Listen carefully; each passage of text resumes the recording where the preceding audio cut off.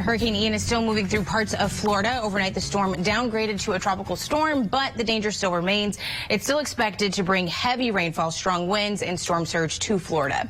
Hurricane Ian made landfall yesterday afternoon as an extremely strong Cat 4, almost a Cat 5, one of the strongest hurricanes, in fact, to ever hit the U.S. Now it's making its way across the Sunshine State, moving northeast with 65 miles per hour sustained winds. Other southeastern states, including Georgia, the Carolinas, even as far north as Virginia, are also preparing for the effects of this storm. It is forecast, though, to move out entirely of Florida later today or perhaps early tomorrow.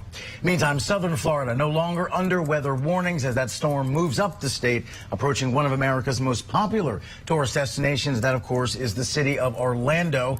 Water levels subsiding, but there are a wide range of issues to deal with in the aftermath. Right now, 2 million people plus in Florida still without power right now. Many are waking up to flooded homes, submerged cars, and an uncertain future. Today will be the day that we really do begin to understand the full scope of the devastation. And take a look at Fort Myers yesterday. This is near where it made landfall. Streets turning into rapidly moving rivers. Governor Ron DeSantis saying the storm surge from Ian reached up to 12 feet in some areas, and rescue crews and law enforcement agencies are trying to keep as many people safe as possible. Firefighters in Naples used jet skis to get around and help people stuck in flooded streets. And we have team coverage on Morning Rush. Newsy national correspondent John Moan is in Tampa tracking the latest damage Ian has left behind so far. Plus, Ed McCrane, the emergency management chief for Sarasota County, is going to join us shortly to discuss what they're seeing and how they're responding. And Haley Bull is at the White House with the Biden administration's response. But first, let's get to national correspondent Tammy Estwick, who is live in Orlando, where this storm is heading now. So, Tammy, what are you seeing this morning? Good morning to you.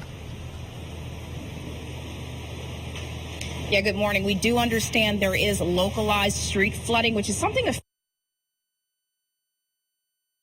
It's like we lost Tammy's shot there. Yeah. Technical difficulties in Orlando, though. You'd be expected with the power of the storm, but we got her back. Tammy, go ahead. Yeah, that's right. Like I was saying, that's why officials wanted people to stay off of the street, because we've seen some localized flooding already, even in the downtown Orlando area. It has been raining since yesterday consistently. Right here behind me, you can still see it. They're afraid of power outages happening as well, and that could still be a factor. So right now, people are still supposed to be sheltering in place. For those that didn't get a chance to get to shelters, including some of the homeless in this area, we found them in parking garages and other places trying to stay out of the rain, guys. And Tammy, do you have a sense yet of how residents are getting ready? Certainly, they're not going to see the effects that the coastal areas did, because Orlando certainly is further inland, but still a major city. Any sense of how residents are dealing with it there? I assume most are going to ride it out and just hope for the best. Absolutely. You guys mentioned that this is a tourist area, so a lot of tourists are still in their hotel rooms. A lot of those hotels are catering to them with special discounts and performances, anything that they can do to keep them in place. Meanwhile, a lot of locals, we have found them walking around, some people driving, which is something, once again, that authorities do not want people to do. They want them to stay in place because this water can sneak up on you. Like I said before, there were several spots in the downtown Orlando area that have flooded, and that's something officials are concerned about. All right, Tammy Estwick reporting for us. Thank you, Tammy. Stay safe. Jay?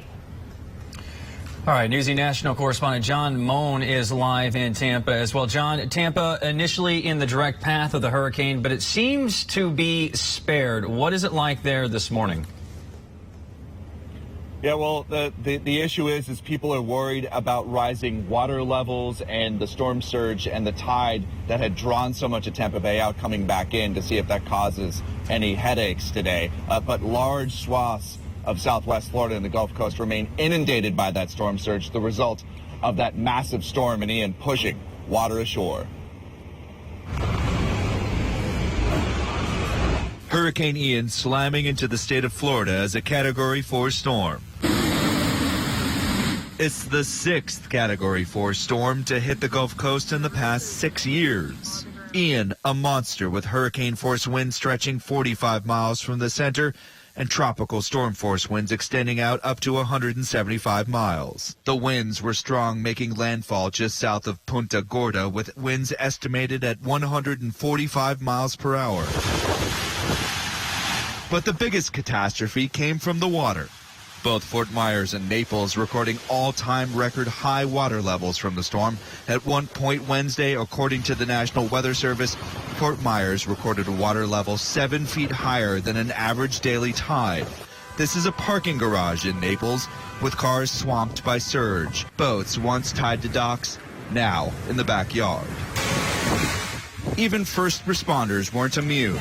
Naples fire rescue wading through the waters, inundating their trucks. And Ian isn't done yet as it moves north across Florida. And we learned overnight in Port Charlotte, which also took the brunt of then Hurricane Ian, that storm surge flooded a hospital's emergency room, even tearing the roof off the intensive care unit, sending water careening down the roof and into the area where people are on ventilators. So these are all stories that we're going to be learning more about at daybreak, and we'll be heading down there to check it out, guys. John, what are you learning about the folks in Florida? Did they decide to get out of town, heed those evacuation orders, or did many of them hunker down? What's the sense that you're getting? On the way down here, at least when we based in Tampa, there was a lot of traffic heading north on Interstate 75, east on Interstate 4. So people at least were, from what I saw, people making their way to what they thought were safer climbs. Now, we headed down to Bradenton yesterday as the storm was hitting, and there were a lot of people staying in place, though Bradenton was going to get the worst of it compared to us here. Although even farther south in Fort Myers, there were people who were staying, and areas like Cape Coral and in Fort Myers and Sanibel Island were inundated by storm surge and extraordinarily catastrophic winds. Risky decision. Hope they are all safe. John Moan reporting for us from Tampa. Thanks, John. Rob?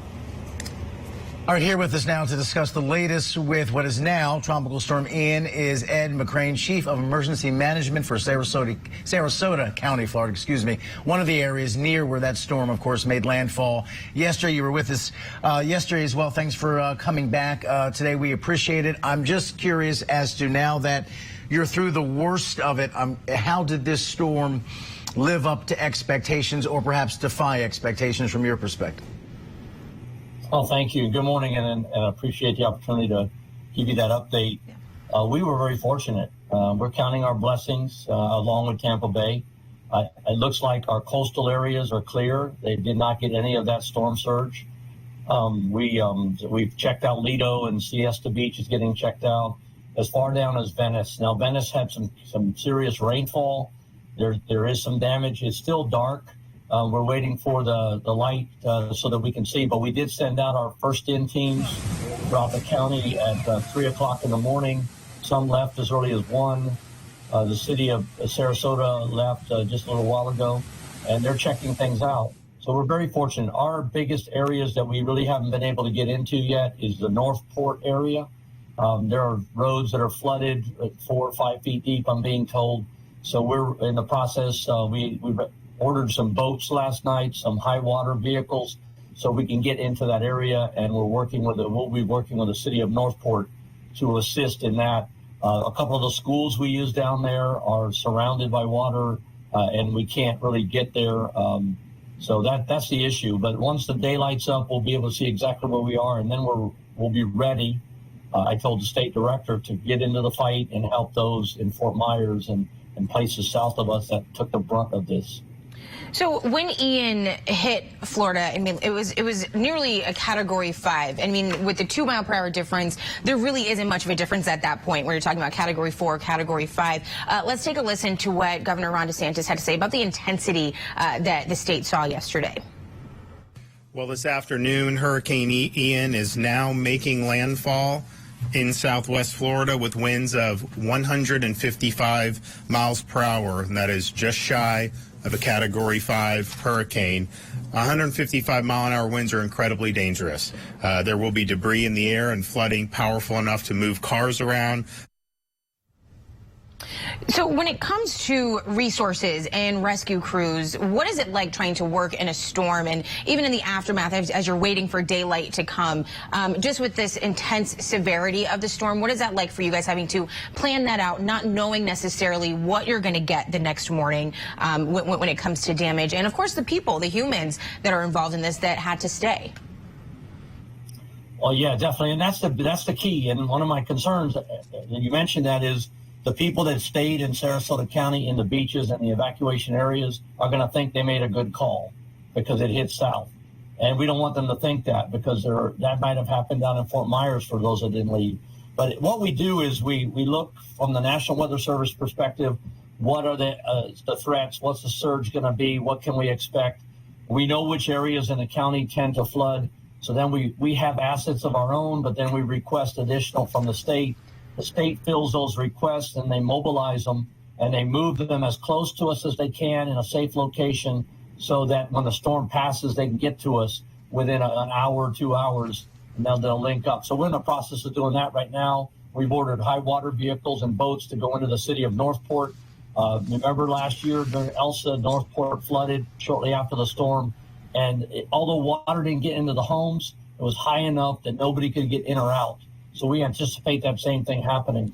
But the Florida system is really very unique, and it's very effective as long as you provide the state the information and where, what do you need, where does it need to be, what time, who do they contact. The call falls together, and we appreciate the support of the state of Florida. And from what you've been able to learn over the last 24 hours or so, what would you define kind of as ground zero of the storm? You said you were fortunate because what we're hearing, the early reports here is that really Fort Myers, Punta Gorda, and that barrier island where the storm made landfall, they really did take the brunt. What is the ground zero here for this storm that you think the media should turn its eye toward today in terms of really encapsulating the damage left behind in the wake of this storm?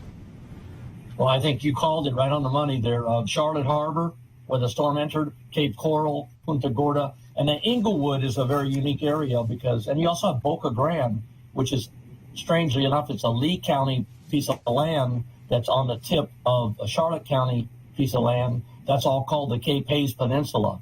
And that area is very vulnerable to storm surge.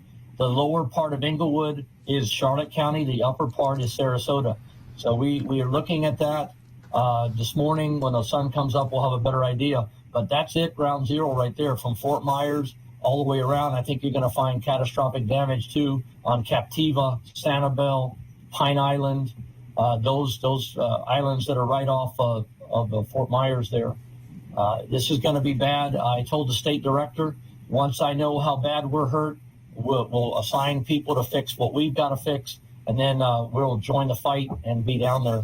I'm hearing it's a large number of people that are going to need temporary housing, and a lot of assets are going to be needed down in the Fort Myers, Lee County area, and Naples as well. Naples, I think, was kind of unexpected for some. That back of that surge went right in. So we're hurt from the tip of Southwest Florida all the way up to my southern part of my county.